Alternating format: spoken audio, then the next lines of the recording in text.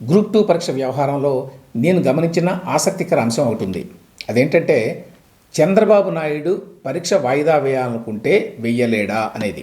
అవకాశం దొరికింది కదా అని చెప్పి మరికొంతమంది అయితే ఇంకా ముందుకెళ్ళి హైదరాబాద్ని ప్రపంచ పటంలో పెట్టినోడు, తానే నియమించిన ఏపీపీఎస్సీ చైర్మన్ని గ్రూప్ 2 పరీక్షల విషయంలో మాట వినేట్టు చేయలేకపోయాడంట అని వ్యంగ్యాస్త్రాలు విసిరారు.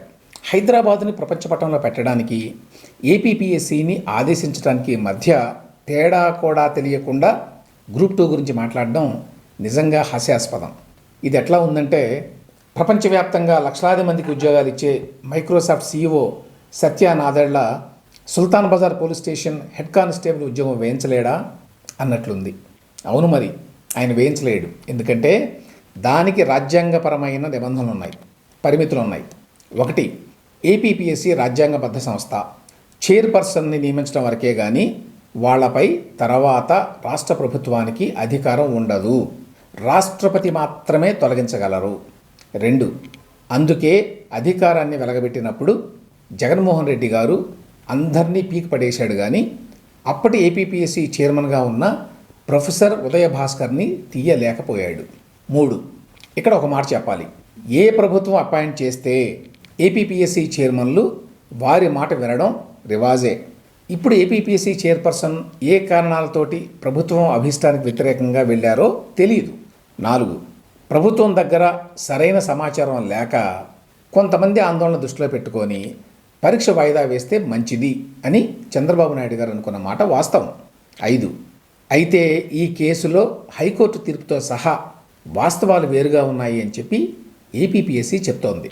ఉదాహరణకి రిజర్వేషన్లకు సంబంధించి నోటిఫికేషన్లో కొంతమంది మాట్లాడుతున్నట్టుగా ఎటువంటి ప్రస్తావన లేదు అని ఏపీపీఎస్సీ చెప్తోంది. 6, గ్రూప్ 2 పరీక్షని వాయిదా వేయడం కరెక్టా, వేయకపోవడం కరెక్టా అనే దాని మీద భిన్నాభిప్రాయాలు ఉన్నాయి. ఏది కరెక్టు అనే విషయం పక్కన పెడితే, పరీక్షను వాయిదా వేయడం వేయకపోవడం అనే విషయంలో ప్రభుత్వానికి ప్రత్యేకంగా ఇంట్రెస్ట్ ఏమీ ఉండే అవకాశం లేదు అనేది పాయింట్. 7, గ్రూప్ 2 అభ్యర్థుల్ని చంద్రబాబు నాయుడు మోసం చేశాడు అని జగన్మోహన్ రెడ్డి ట్వీట్ చేశాడు. ఏ రకంగా మోసం చేశాడు? పరీక్ష పెట్టడం ద్వారానా? అంటే పరీక్షను వాయిదా వేయాలని వైసీపీ స్టాండా?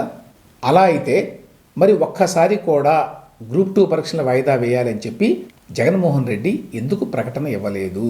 ఒకవేళ వాయిదా వేయాలి అంటే ఏ కారణాలతో వేయాలి? నోటిఫికేషన్లో లోపాలు ఉన్నాయనా? ఈ నోటిఫికేషన్ ఇచ్చింది ఎవరు? జగన్ ప్రభుత్వం.